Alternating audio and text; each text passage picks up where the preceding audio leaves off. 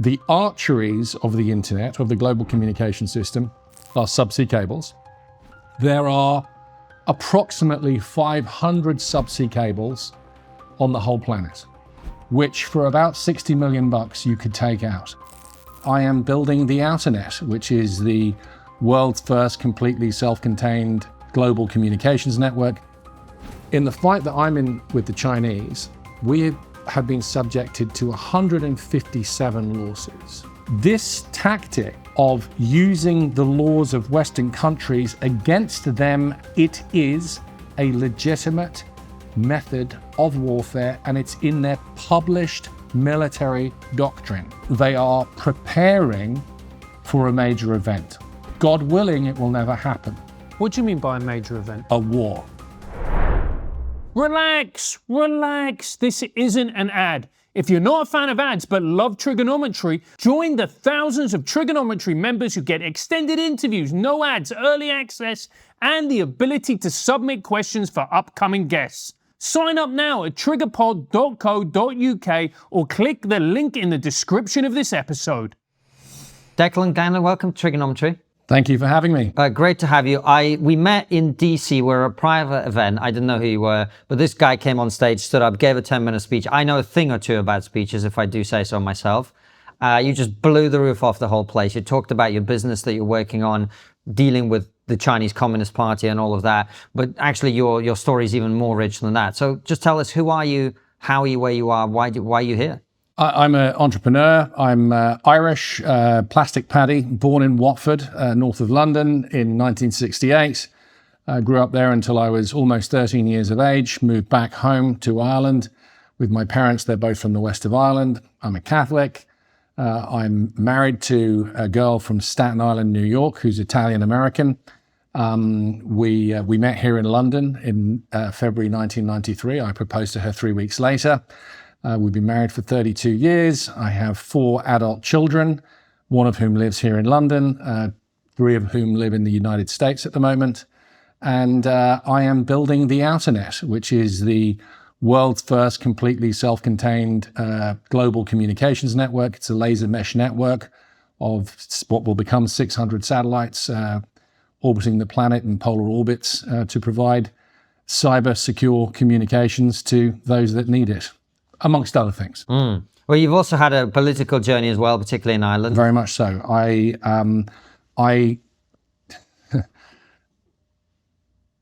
Back in 2003, 2004, I thought that there was a great opportunity to do a roll-up of the power generation industry in Europe. And it's a long story, so I'll fast forward to, it led me to read the draft European Constitution, which was being drawn up at the time, because I thought, while there isn't really a single market now for these kind of things, there will be, and I want to see the roadmap in the draft European Constitution so I can factor that into how I do the roll-up of the power industry. So I start reading this thing as a very enthusiastic, unquestioning, then enthusiastic European federalist. And as I read this thing, I realize I'm reading something that's much more like the Communist Manifesto than it is, than I would like it to be. And I ended up contacting people that were on the Presidium drafting the Constitution to say, is it just me or is there something wrong with this? Mm-hmm. And 2 of them told me, no, there is something really wrong, and gave me the background on what was happening in the Presidium that was drafting the Constitution. So that Constitution faced votes in the Netherlands and France at the time, and it was voted down. And so it was not an issue anymore. And then I found out that Frankenstein's monster was being dug up again and renamed and relabeled the Lisbon Treaty. So I read the Lisbon Treaty, which was exactly the same as the European Constitution, same problems. And I approached the party that I had the closest affiliation with in Ireland, which was the Fianna Fáil party, and I said, look, guys, there's a real problem here. We need to stop this. And they were very interested and listened carefully, and then said, well, don't be silly, of course we can't stop it. I said, yeah, but this is going to be really bad for Europe. It's going to be really bad for Ireland. It lays a foundation that is flawed. This will be the biblical house built on sand. And if we actually want Europe to work, this is not the way to do it. This doesn't form a Europe that coincides with Irish values, Irish traditions, and the things that we hold dear. And I believe the same would apply for people to, right across Europe, be they in Latvia or wherever else. They said they wouldn't fight it. I said, well, then I'm going to have to fight it, because I realized that Ireland would be the only country, because of a constitutional requirement, that would have to have a referendum on the relabeled European Constitution, which was the Lisbon Treaty. So I ended up leading a campaign to vote down the Lisbon Treaty in the Irish referendum of 2008. Because if Ireland voted it down, the whole thing would have to be renegotiated, re-looked at. And I thought, okay, this is a way to force the issue. Ireland becomes the passive Thermopylae for this issue.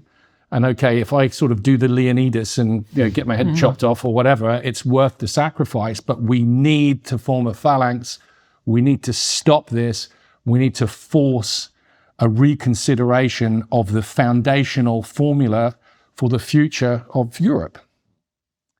Well, we won. And then they decided, well, we're just going to make you vote again. So it's like, oh, okay, that's how it works. So that was my introduction to politics. I ran for the European Parliament in 2009. I was about 10,000 votes short of winning the seat. I got 67,000 first preference votes in our system in Ireland. And I would say that was a blessing that I didn't get elected, because I would have been in the European Parliament from that time forward, at least for one term and probably for more. And instead I was able to continue to focus on my business. And because I've been able to focus on my business, the Outernet became a possibility, and it was something that I embraced and really, really have thrown myself at to get it done. And of course, every entrepreneur believes that what they're doing is important, and mission comes before money. I think for successful entrepreneurs, mission comes before money. And so I'm very passionate about the Outernet mission, and that's something that I couldn't even have begun had I been elected to politics at that moment.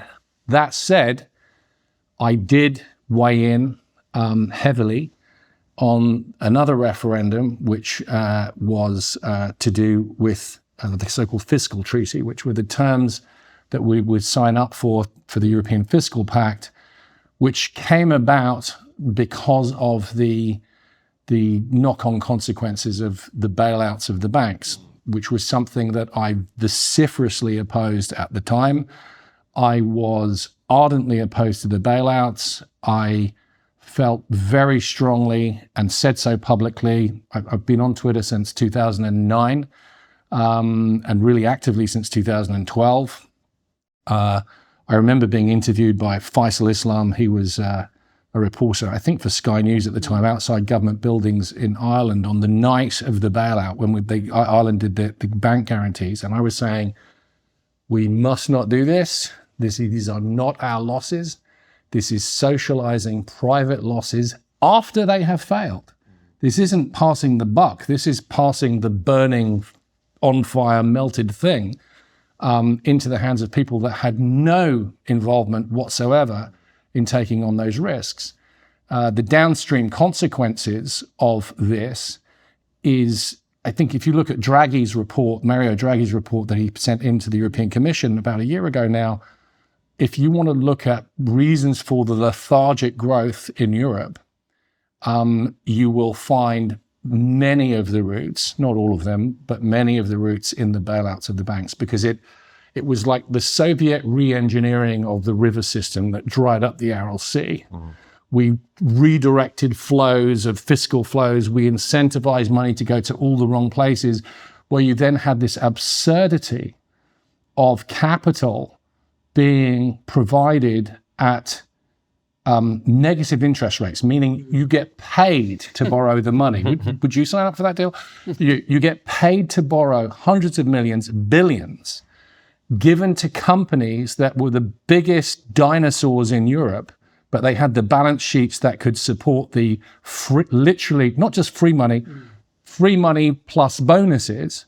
Meanwhile, that capital would have flown otherwise to where growth is, which comes from entrepreneurs, from risk takers, and you had this perversion of a complete reversal of the risk equation where chronic risk aversion got rewarded and taking risk got punished. So it's a very long answer to your question, but a very good one. Yeah, we'll maybe talk about Irish politics, especially in a bit. But talk to us about the Outernet, because this is part of the thing that this is what you're working on. Nobody knows anything about this, first of all, so you should explain what it is.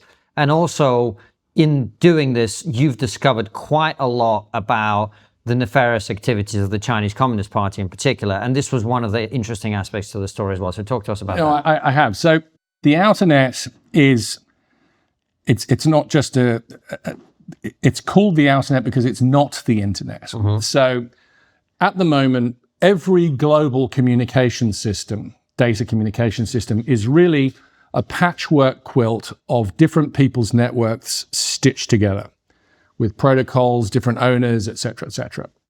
And it works very well. It's also extremely vulnerable. So the arteries of the internet, of the global communication system, are subsea cables. There are approximately 500 subsea cables on the whole planet. That's it. And some of them are getting cut every now and again, from what I've seen, just to emphasize your point. Very much so.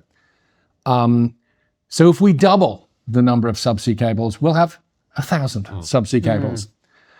These arteries are highly vulnerable. And without mapping out how I would do it, you would not even need to be a state actor to take out the internet.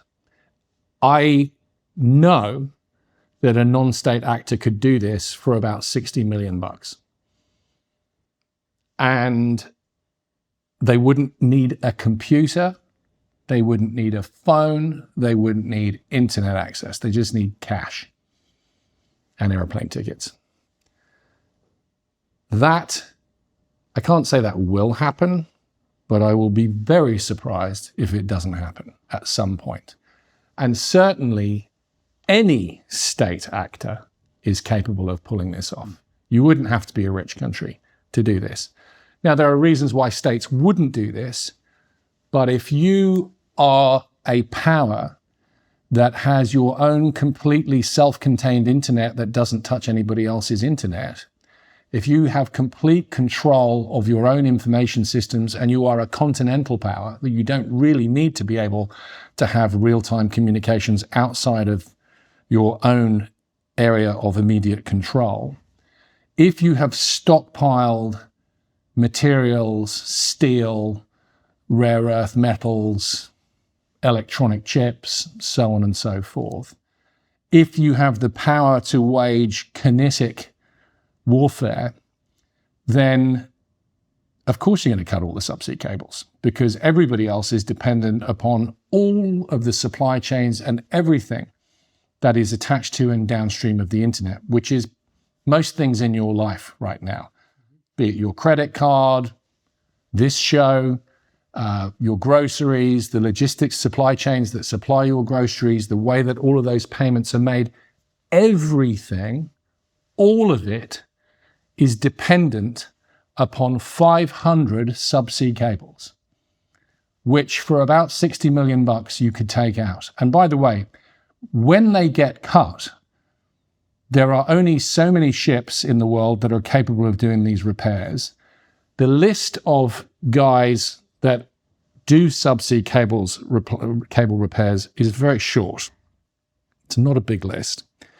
You can be sure anybody that wants to do this has got the list and knows exactly who they are, where they live, where the ships are, the handful of them that are involved. And if you cut those cables in more than one place, the ocean currents will take care of the rest. You'll be looking for it for months. So you have to lay new cables if you've got ships that are operating to do it. So you could be in a situation with a severance of subsea cables where it won't be days that it will be out. It will be at least months, and it could be a year or two. Well, a lot of things can happen in that kind of space of time. Can you imagine the chaos that would ensue? This would make 9/11 look like a picnic compared to something on this scale. I don't want to scaremonger, but the possibility of this happening is high. It's very, very high. So as I looked at this,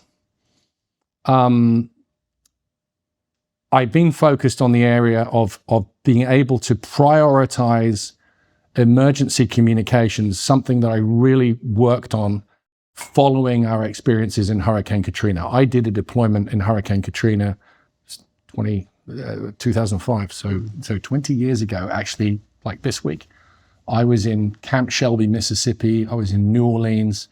I was in Baton Rouge, Louisiana, 20 years ago this week, leading the restoration of communications for Louisiana State Police, Louisiana National Guard, 1st Marines, 82nd Airborne, Coast Guard, and other agencies that were responding. We got a medal for it. We got paid for it. We ended up providing these systems to 33 states. But one of the things that we learned that we had to do was prioritize radio resources for the most needy, urgent communications. And we invented and patented technologies to do that. And then, move on 18, 19 years down the road from Katrina, and you're in a situation where you realize that you need a global communication system that is not dependent upon the internet and that will survive the event that I've just described. And so, as it would happen, a brilliant team of German engineers had done a lot of work to develop the technology to put a space-based Outernet in place using polar orbits. So you go from the North Pole to the South Pole. You have 25 satellites in each ring that goes around the planet. Each satellite's got 4 lasers on it, so linking to satellites in an adjacent ring. You put 24 rings around the planet. Imagine going from the North Pole to the South Pole. The satellites are flying like this, about 20,000, 25,000 miles an hour all the time. You put them at 1,050 kilometers, so you don't need thousands and thousands of them. You just need a few hundred.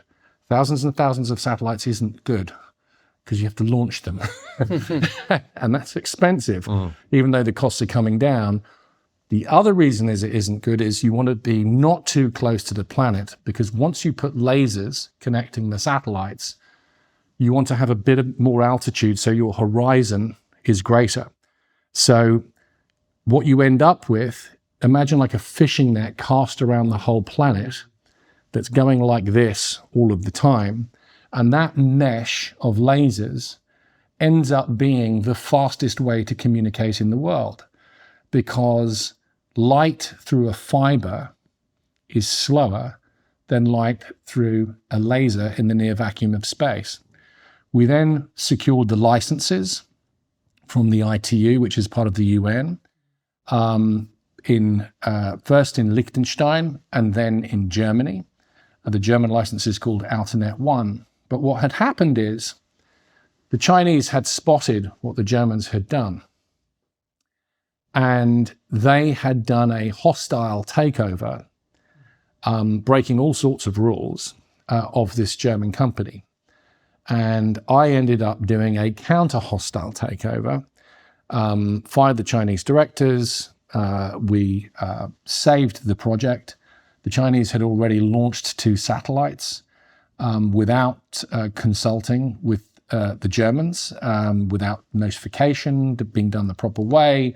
And clearly what was underway was a mission to mirror and then move the whole thing to China.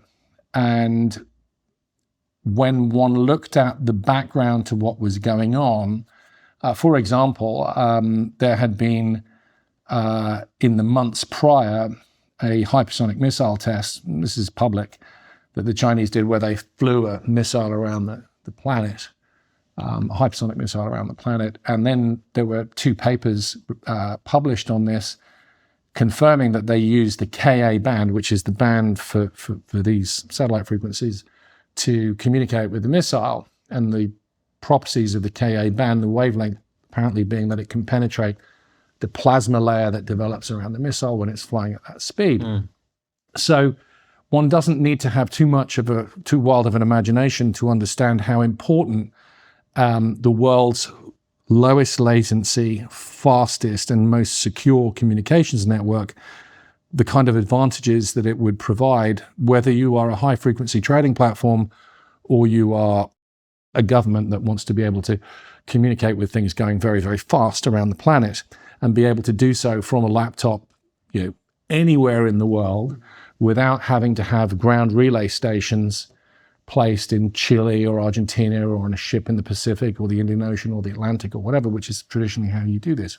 Why do I say that? Because every satellite system that you've heard of right now is anchored to the internet. They all use gateways, meaning when you communicate with a satellite, you go from, say you're a Starlink terminal, you go from your Starlink terminal up to the Starlink satellite, and the Starlink satellite looks for a ground gateway. It sends your signal back to the ground gateway, and then once you're at the ground gateway, you're on the internet like everything else. You're on the subsea cables and so on and so forth. Now, in fairness to Starlink, they have added lasers for inter-satellite links, but it's still to get you to the closest gateway. So ultimately, you're offloaded onto the gateway and onto the internet. The Outernet has no gateways. It does not touch the ground. You go from the terminal up to the Outernet. You stay on the Outernet. You get routed around the planet to the end destination, and you get landed. You do not touch the internet at all. And that is unique.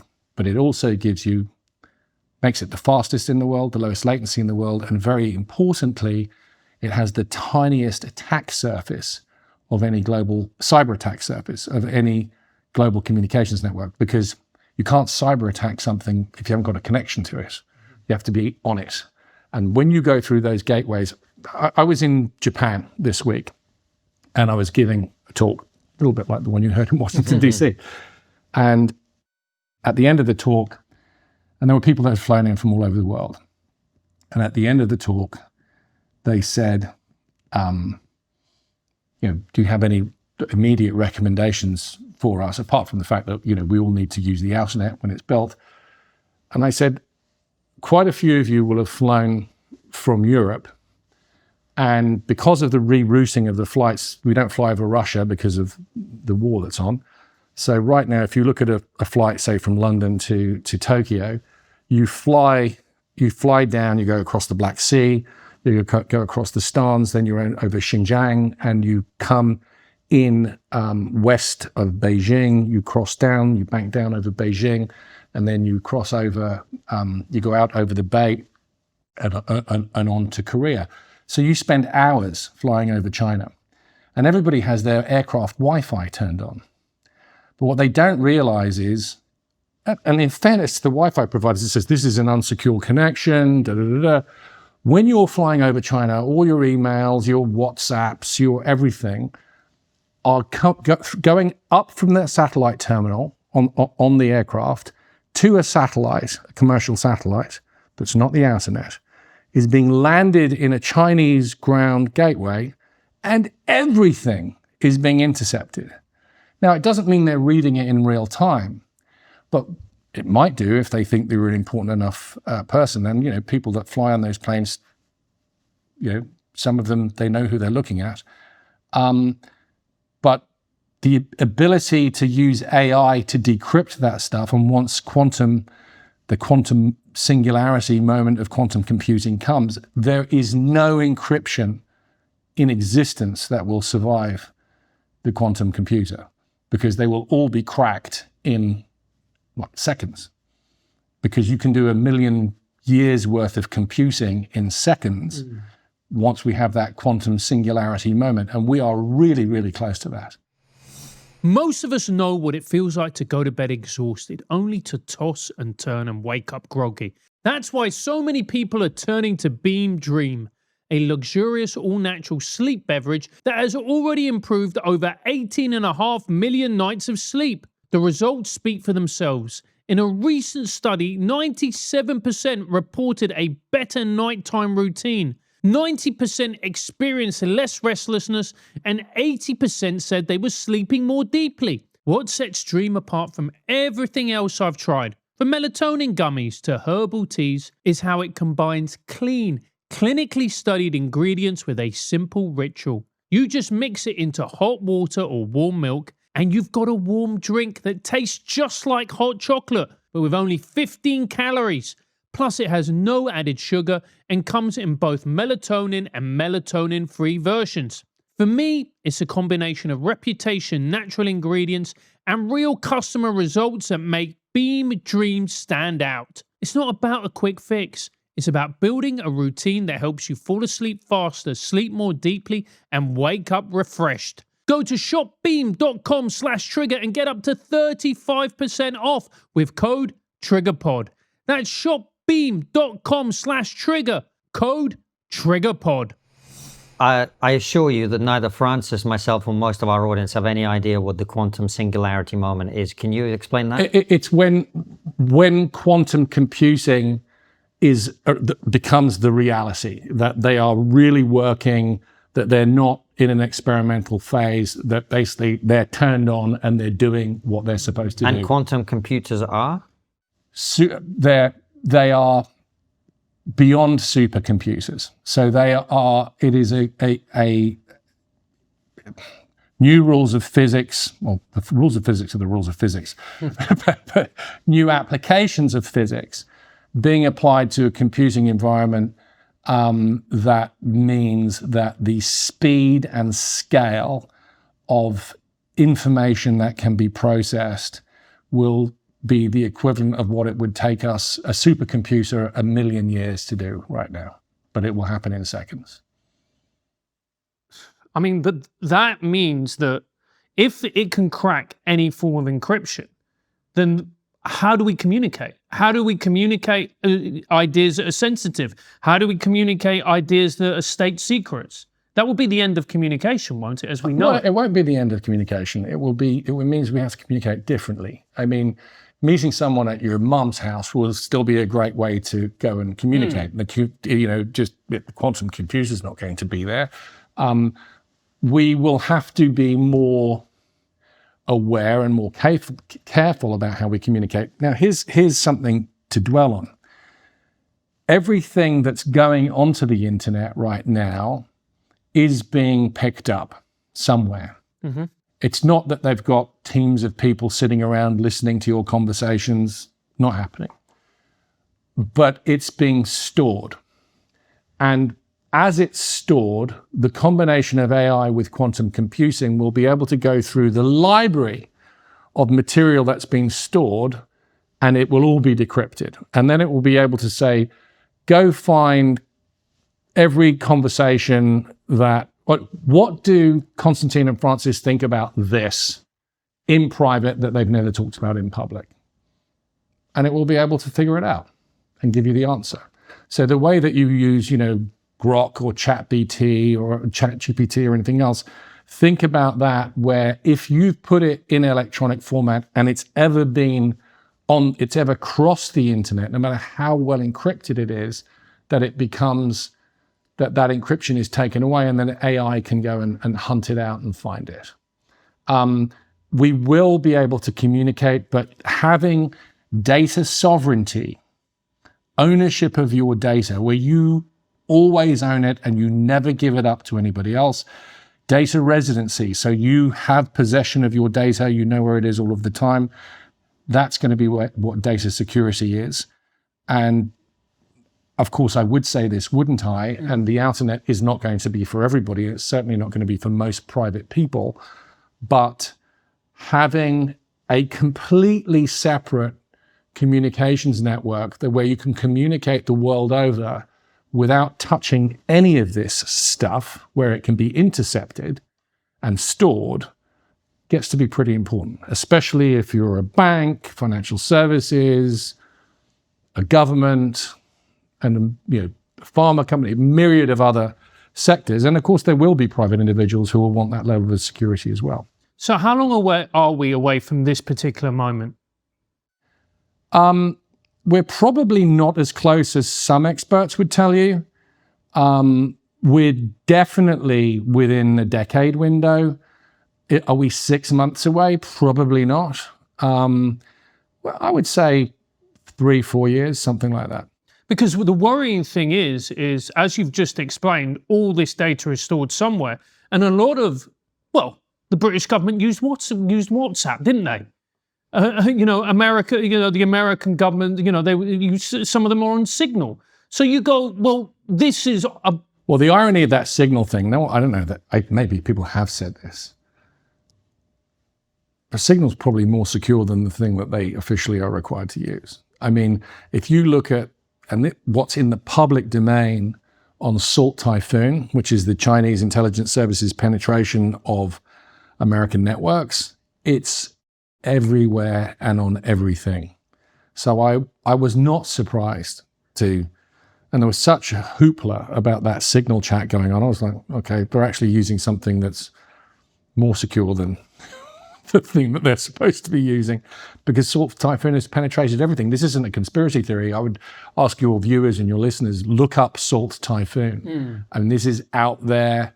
I mean, what is out there? Tell us about it. Yeah. What is Salt Typhoon? Salt Typhoon is the penetration of the Ministry of State Security, the Chinese espionage service, where they have penetrated US communications networks and compromised them by putting in what they call backdoors and other forms of software manipulation, so that they have been able to not just pick stuff up, general traffic, but actually target everybody, including Donald Trump and Kamala Harris's own phones and Biden's. And they can single out, if they want to listen and pick up your stuff through Salt Typhoon, they've been able to do that.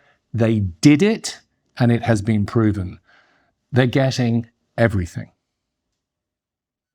So, as worrying as that is, and let's be fair, apart from that, everything's correct, and it is incredibly worrying, do the Americans have their own equivalent of Salt Typhoon? I'm assuming they do.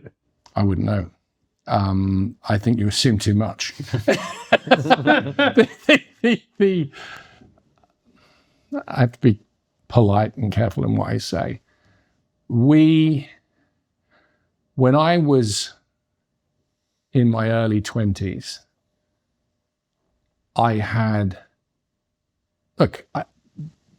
as a kid, I grew up, it was Reagan, Margaret Thatcher, Gorbachev, Pope John Paul II,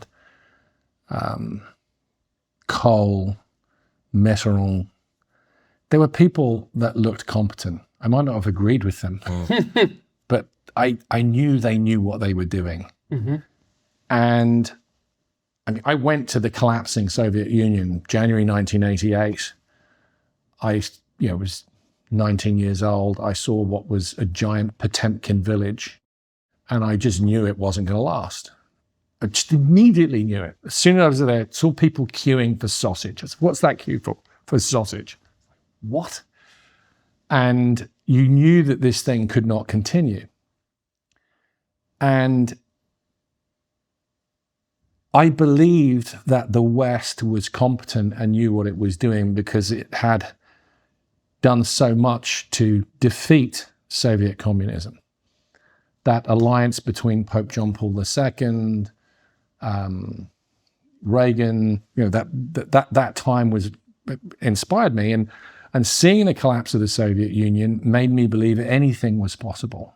Mm-hmm. It actually made me a passionate optimist in life, that anything is possible. The number of people in this town in London that said to me, it will never change. The Soviet Union is around forever. A person said it to me on Red Square. I asked for a picture to be taken. I was 19, 20 years old, and the big hammer and sickle red flag was over the Kremlin. I said, can you get a picture of me with that in the background? And it was a Brit, a guy that was taking the picture. And he said, well, what do you want that for? And I said, well, that's not going to be there for much longer. He said, young man, that flag is going to be there long after I'm gone and long after you're gone. And it was gone within a very short period of time after that, very short number of years. And then I assumed that we would have something like the Marshall Plan, which is what was done after World War II, when you had competent administrators. And I thought the Soviet Union, or much of it, would come into the West, like Germany did. And it didn't happen. And I remember a dialogue going on when Latvia had just declared its independence, and I was made an advisor to the first Latvian government. Not that I had any experience or knowledge to advise them on anything. They didn't have experience to be a government. No one knew what the hell they were doing, but people were passionate and idealistic. And an American said to me that the Germans are going to have to recognize them first, diplomatically. And I was like, well, why? And they said, well, Monroe Doctrine, blah, blah, blah, blah, blah. And you just saw people running for the hills when decisions had to be made fast and in real time. And I realized then that we lived in a world that was becoming chronically risk averse, when nobody wanted to take responsibility. And I was having this discussion with my sons the other day in terms of when did this start? And yeah, I think August 1914 is a very interesting point of, I think that's arguably Europe's suicide. Hopefully not. We have to find out. The surrender of Singapore. I think the surrender of Singapore is a very interesting moment where you have an elite that takes a decision that affects huge numbers of people and literally cost them their lives, where they just decided we're not up for the fight. We're not going to take the risk. It's easier to not do the job that we're being paid to do. And so fast forward that to why are we out there? Are we doing these things and are we being effective? I would say, I hope so, but I can see, for example, in my case, little sort of subset of things that are going on. In the fight that I'm in with the Chinese, we have been subjected to 157 lawsuits, different legal actions, from the courts in Liechtenstein, Germany, Luxembourg, Belgium, France, the United States. And what they do is, take the US, for example. So they will sue you on a completely flaky thing.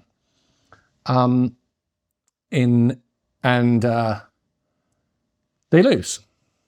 And then they appeal it. And then they lose. And then they appeal that. And they lose. And then they appeal that. Knowing full well that there was no point at which they had any chance of winning, but that's not what it's about. The process is the punishment. Bleed you out. Yeah. So we have spent, I don't want to say the number, but tens of millions fighting Chinese lawfare, real lawfare.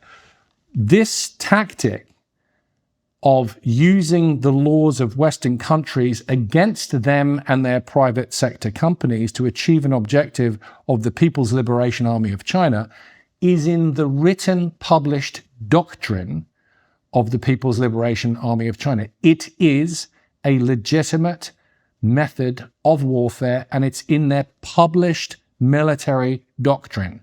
So guess what? They're doing it. Quelle surprise. And yet, how many governments have come and sort of, the cavalry never showed up for us. We've had to keep doing it ourselves. And the brilliance of it is by suing in all of these different countries and in different courts in the same country. So you will face the same lawsuit 5 different places with 5 different judges. And then you're going to them, well, actually, we've already argued this over here. And they're like, what? No one does that. They're like, yeah, they do. They do it. The German Ministry of Economy published a really interesting paper on this about a year and a half ago. But lawfare is, the war is on. It's on. It has started. They want to dominate technology. Any technology that will give the West the edge, they want to take it off the West and take it for themselves. And they are preparing for a major event. God willing, it will never happen. What do you mean by a major event? A war. A kinetic war. Kinetic war, metal on metal, over Taiwan.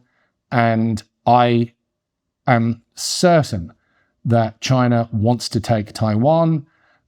It would love to take it where Taiwan just puts its hands up, Sun Tzu and all of that sort of thing, and just doesn't even fight. And they're certainly trying to achieve that. But if they don't achieve that, that they will take it kinetically. And if they can take the internet down for 6 months, I mean, let's say the internet went out right now. Are you going to be thinking about Taiwan?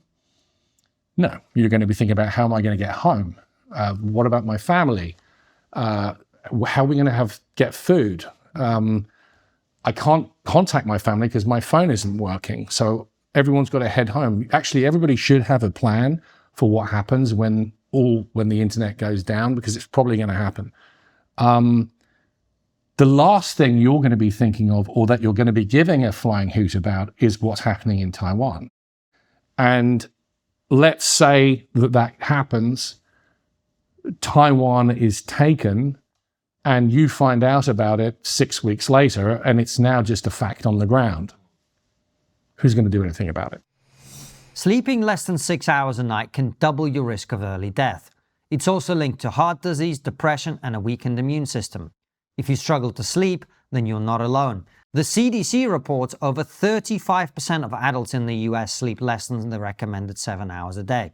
That's why more and more people are turning to evening being by Verso. Check it out at ver.so. Unlike typical sleep aids that rely on melatonin and cause dependency or grogginess, Evening Being is a clinically formulated drink mix that uses patented, well-researched ingredients that help you fall asleep faster and stay asleep longer. No melatonin involved. And customers are seeing results. Olivia says, "My sleep tracker shows I've been getting more deep and REM sleep." Robert wrote, "Great stuff. Both my wife and I recommend it highly." Click the link in the description or head over to ver.so and use our code TRIGGER at checkout to save 15% on your first order. So I understand with the Taiwan thing, but why are you so certain that this is what the Chinese want? What makes you say that? Everybody projects. I'm 57 years old. I've been around the block a few times. Maybe I'm a bit jaded in terms of my attitudes. But people, one of the great hacks and weaknesses of Western liberalism, neoliberalism, whatever you want to call it, is that we think everybody thinks the same as us. Yeah. It's true. We talk about this on the show so much because I'm from the Soviet Union, France's family from Venezuela, and I look around at these people who think everyone is the same, and I go, what the fuck are you talking about? You know it. You know it. What are you talking about? I was years ago, so this was 1993. Now, there's also too dark of a view of humanity. So years ago, I'm in Yekaterinburg, and I had been to a place called Asbest, which is out near Siberia. And we'd driven for hours and hours from this place called Asbest to Yekaterinburg, and we got to have some meeting or other, waiting to get into something. And I'm sitting in a Volga car, and there's a guy in the back that I knew had been a colonel in the KGB. A very interesting guy. Won't say his name. And I said, we'll call him Conrad. His name wasn't Conrad. Conrad, I said, there's good people in Russia. He said, no. I said, come on, Conrad. I said, there's good people. No, there are no good people in Russia. I said, what are you talking? Of course there are good people in Russia. And I know there are. He said, they killed them all. I said, what do you mean they killed them all? He said, they killed all of the good people. They killed all of the good families. Anybody that was left, it was an accident. He said, they killed all the good people. The Bolsheviks killed all of them. He said, Stalin killed all of them. He said, the good people in the villages would save flour, and they would save honey and food, and they would store it. And they used to hide it in lakes. I didn't even know this was a thing. Apparently the flour forms a a cake around the bag of flour so you can put it in water, but the flour inside would stay safe, and they would hide it. And he said the worst bastard in the village would spy on the good families and the good people who would not just feed themselves, but they'd feed the whole village through the wintertime when the authorities were seizing food. And he said, and they would give them up to the authorities. And he said, those people would be killed. And he said, and the bastard would get half the flour. And he said, that happened in every little village in Russia, in the Soviet Union. Now, I don't subscribe to that gentleman's idea that there are no good people in Russia, because there are. There most certainly are. But that mentality, the idea that such people can exist and did exist, and not only did they exist, they thrived. They were empowered. They were in power. You had to be an evil so-and-so to rise to the top. You couldn't get to the top and have your soul intact. You couldn't. You literally, almost literally, had to do a deal with the devil. And it's a long way of saying, if you look at somebody like Xi Jinping, you look at the so-called cultural revolution, anybody that is at the top of a communist party is a fundamentally flawed human being and does not think the same as pretty much anybody watching this podcast. Yeah, it's so true. And it's interesting you mentioned the lawfare, because, and the way you explained it made me think of something else, because you talked about the fact that the laws of Western countries are being used against them by hostile forces.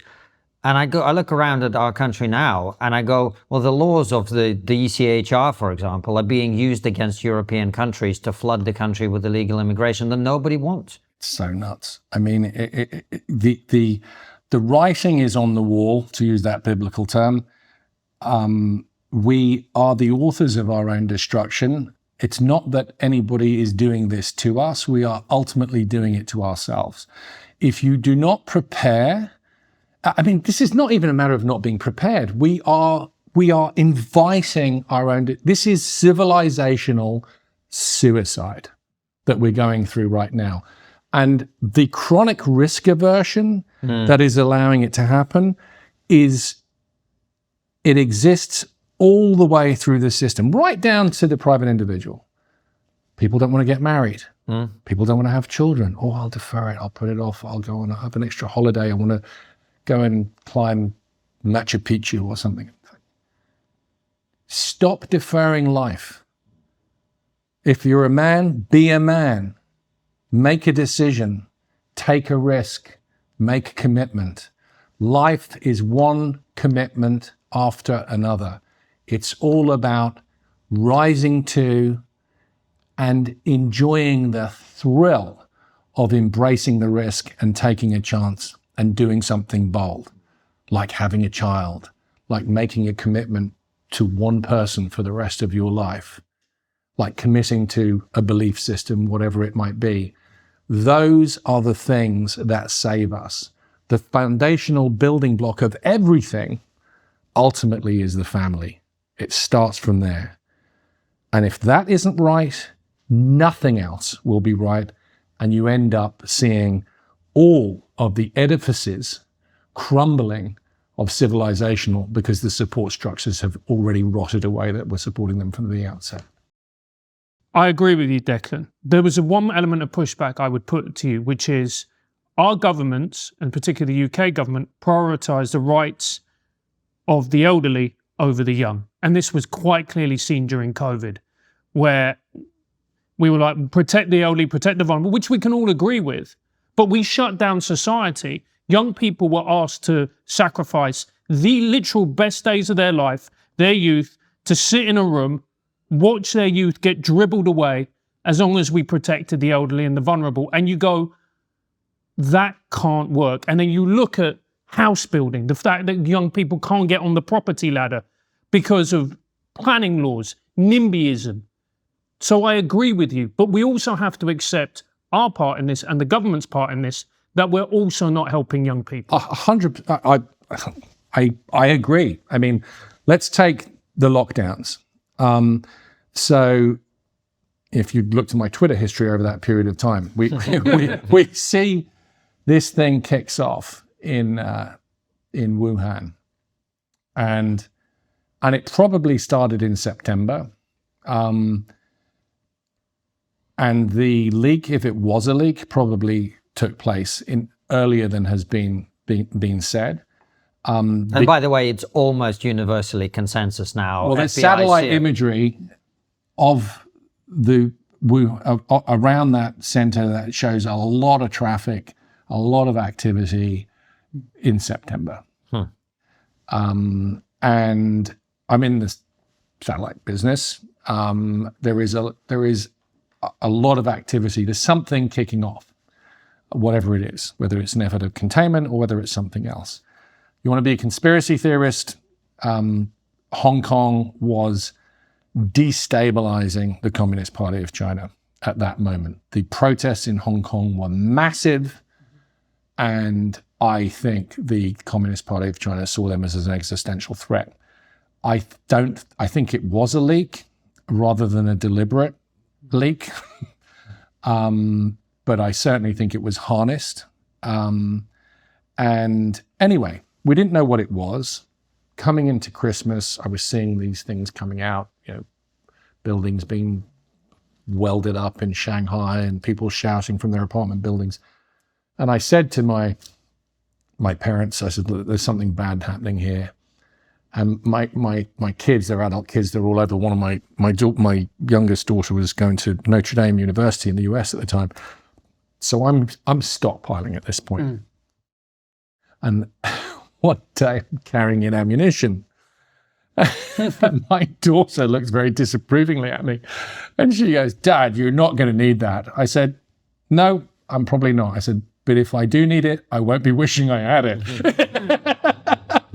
So I was being a prepper in that regard, in having months and months of supplies. I planted crops. I did all of these things.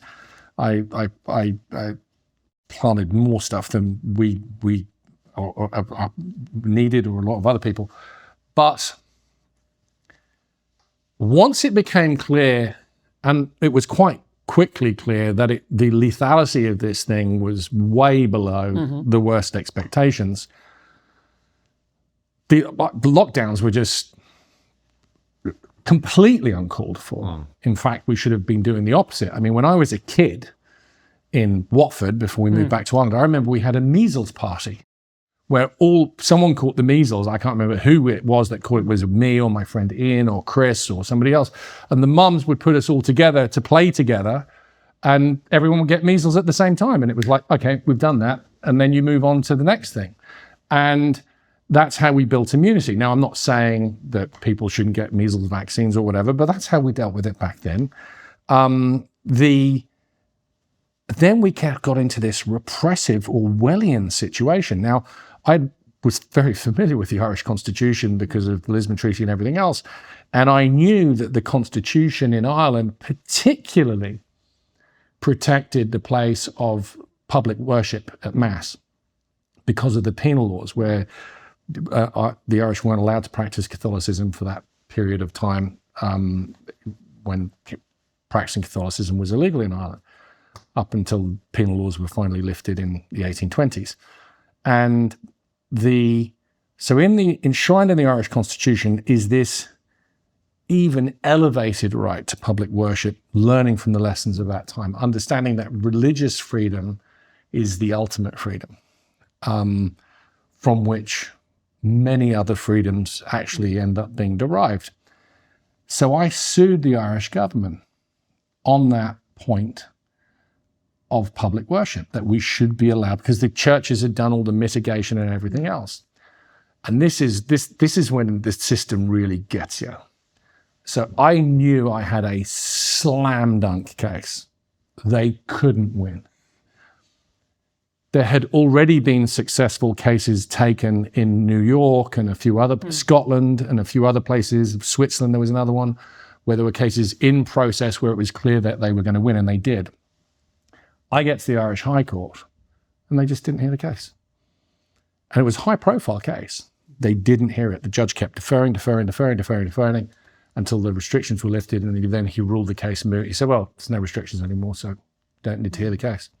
So it's like, you don't even let me get onto the pitch and play. You're just going to say, well, we're not playing today because game's been cancelled. So those restrictions were appalling. What we did to our kids was terrifying. What the conservative government in this country allowed to happen under their watch is unforgivable, in my opinion. They resigned their right to rule here for what they allow. I mean, people out for a walk in the road with a bloody well drone following them around.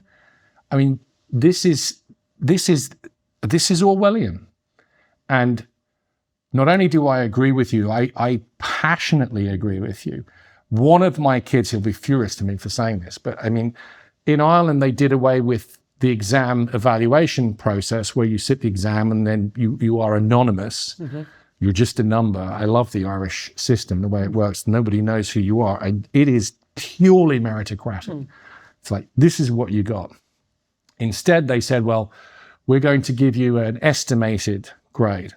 So he got an estimated grade, which is certainly where the guy would have been, maybe even better.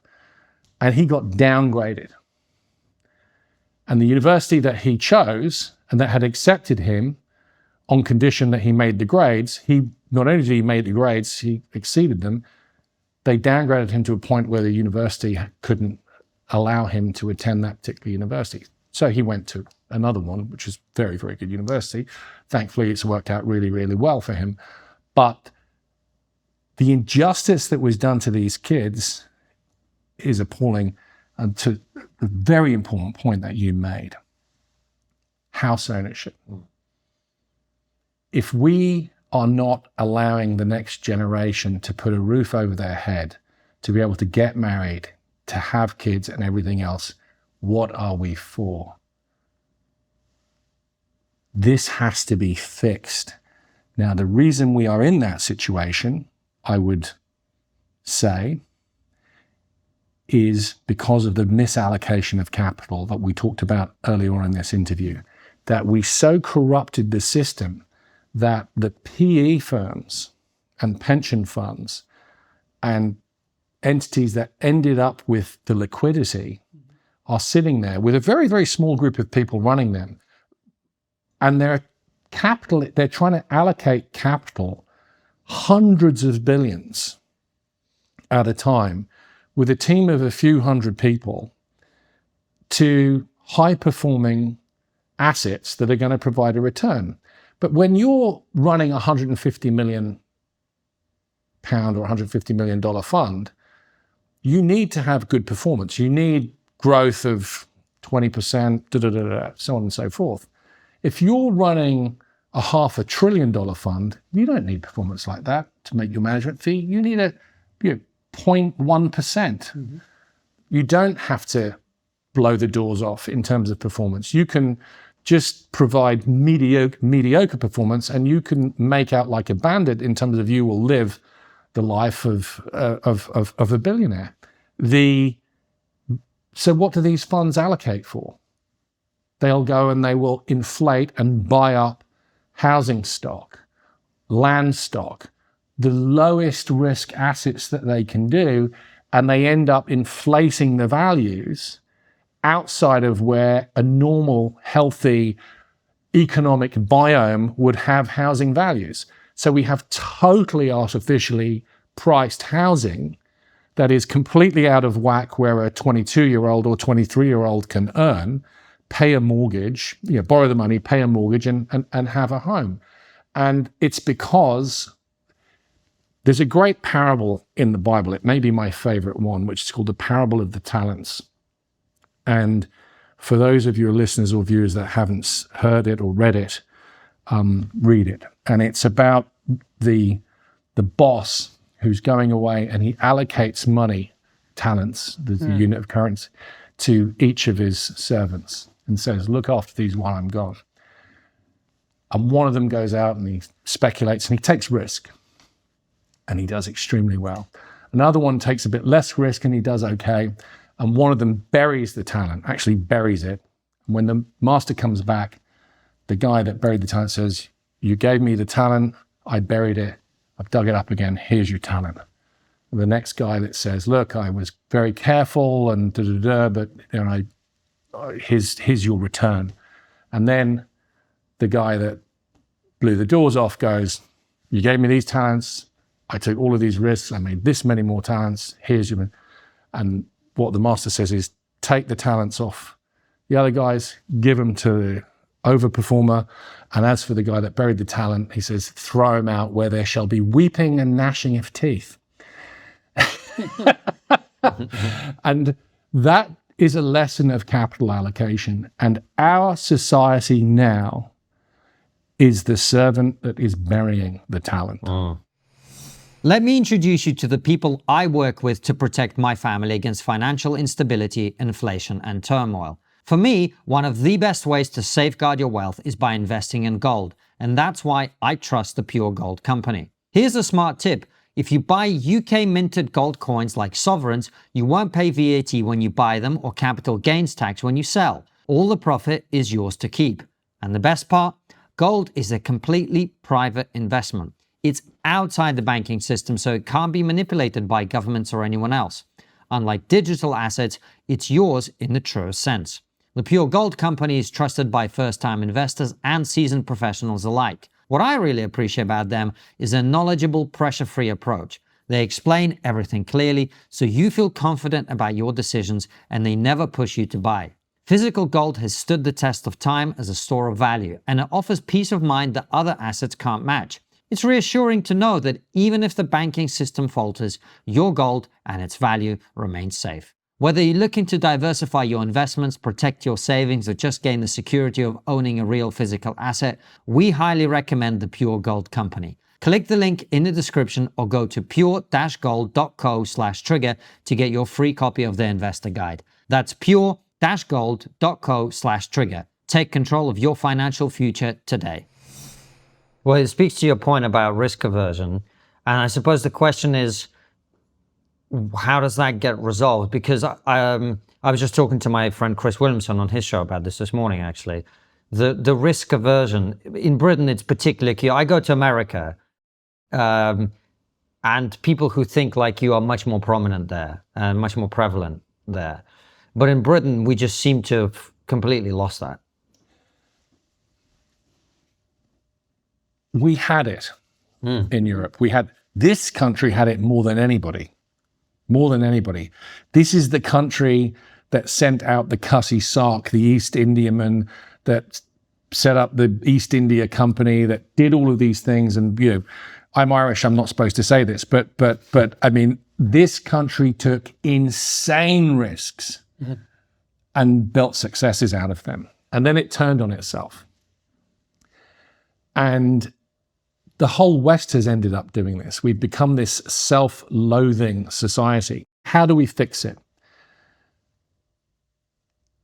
Ultimately, it has to be fixed not by the government, not by societies. It's got to be fixed by us at the most granular, private, individual level. We have to fix ourselves first. And this, by the way, is where I think faith and religion comes into being, because what are your gods? What are the things that you hold to be worth sacrificing for? What's worth dying for? And when you do die, memento mori, remember your death. Who do you want around you when you are dying? Because it won't be your boss. It won't be the people that you made money for. It won't be your advertisers. They will be sorry when they hear about it, but they're not going to be there. Who do you want around you when you are dying? Your family. That's the most important thing in the world. I do see what you're saying, and I agree with you. But it is also as well with the government aspect of it, unless we change the legislation around planning laws, unless we relax them, unless we get that moving, then it's just people aren't going to be creating families. We have to tear the whole thing apart and start again. This is a broken system. It is not working. It is not working for the young. It is not protecting our national integrity. It is not protecting our culture. It is not protecting our traditions, our beliefs. It's an empty, hollowed out thing. Mm-hmm. And yes, we have to fix planning laws and all of those things, but we've got to these are just small symptoms of a diseased body. I think your point is that all of that stuff is downstream. If people were more risk taking and act we would, because then somebody would take the political risk. Yeah, but you look at the situation now. I mean, we mentioned the ECHR. The way the consensus on that has shifted, you've now got people like Jack Straw, former Labour Home Secretary. We've been told for the last 10 years, you can't leave the ECHR, you'll ruin Ireland, you'll do this. And now suddenly it turns out it's all possible. Why? Because there's people on the streets. Right. Because the moment you get people on the streets, it turns out, suddenly the legal realities all change overnight. And now it's possible. And by the way, they're setting a very bad example with this, because if you don't adjust your course because people are simply saying things and they have to go out into the streets, well, you're going to get a lot of people in the streets a lot of the time. This is true. I agree. I think that's correct. I mean, the ECHR is one example of the loss of democratic or popular control over the instruments of power. Right. And as we've seen them, and this happened with the Lisbon Treaty, and I said it at the time, we are moving Europe to and this is happening beyond Europe, but we are moving Europe to a situation where we are making the positions of decision-making more distant from the people. Now we have somebody like Ursula von der Leyen. I'm sure she's actually a very nice person. I really am sure she's a very nice person. But she has no mandate from any electorate anywhere. And she's going in and making the President of the United States and the President of this and the President of that as the representative of all Europeans. It's like, what? How did we get to this place? What happened to democracy? Now, is democracy the ultimate crucible? I would say no, but democracy is a means to an end.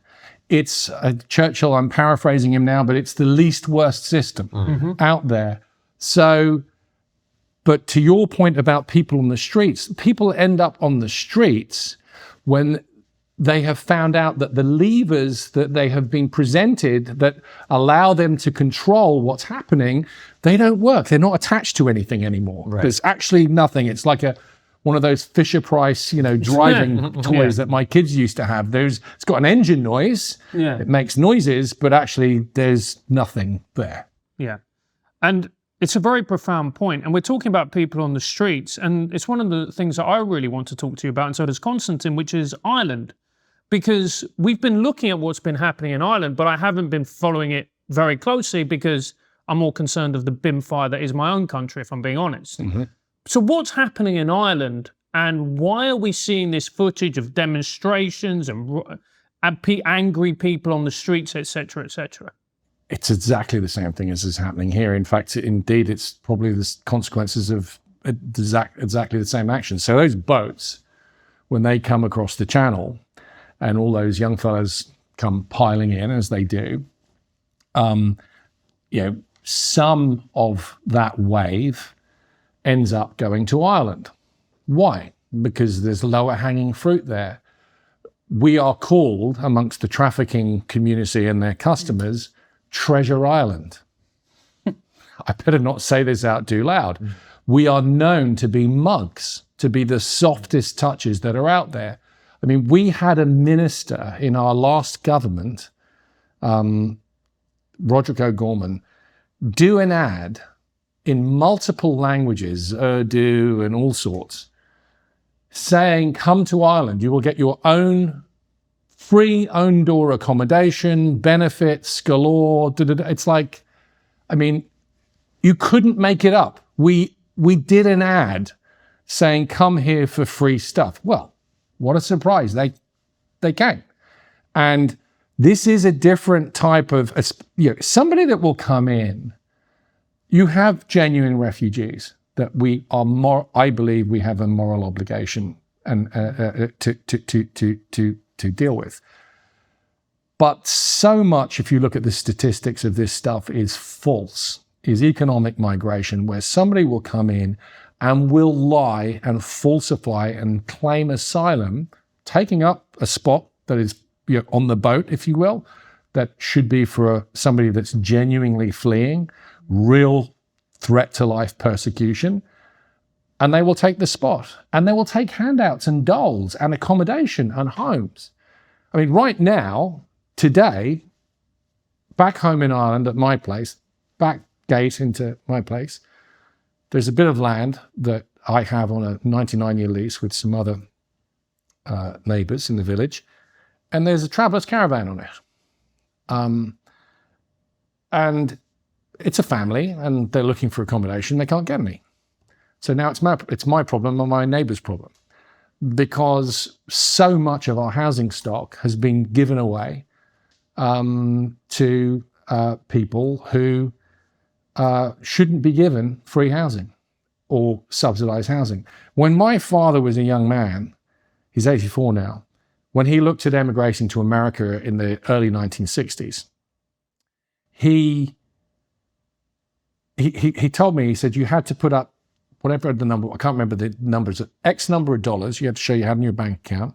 You had to give the name and address of the sponsor, and they had to show that they had the means to look after you and to accommodate you if you became sick and unable to look after yourself. There were all of these conditions to be able to just go to America, to emigrate to America. Now we're in some, is it surprising that people will show up for free stuff? And if you're a self-starter and you want to make a go of it, we're attracting exactly the wrong sort when we're saying, come here for the free stuff. I mean, you do need immigration. You need to choose who comes to your country. You need to control immigration. You need to make sure that it does not get to a scale where it destroys the fabric, social fabric and cultural fabric of your own society, and the ability of whatever country you are in to be able to support it. I have immigrants working in my company. They're brilliant people, phenomenal talents. We pay them very well. Highly skilled people. I've got people from more than 30 countries working in Rivada Space Networks. But there's a difference. And treating all immigration as the same and saying we have to take anybody that shows up it's suicidal. It's nuts. And we can't keep doing it. We can't afford to keep doing it. Declan, what's the one thing we're not talking about that we should be? Oh, there are so many things. But one thing that's, and this is a very niche area, but we are massively overpaying for data. So the way that radio spectrum is allocated by regulators in the Western world means that you are paying probably 90% more for data services and mobile connectivity than you should be. And if you were to allow data to be priced on according to supply-demand basis, the prices of data, wireless data, would drop to a fraction of where they are now, and we would have whole new industries, services, and applications that would naturally be being developed by risk takers. And China would not be in the dominant position it is now with quantum computing, things like TikTok, and other areas of information technology. They would lose all the advantage, and that economic advantage would shift back to the West. That would be a game changer economically for us. All right, head on over to Substack where we ask Declan your questions. Artificial intelligence will create as many new occupations as it will destroy. What do you think will be some of those new high-paying occupations?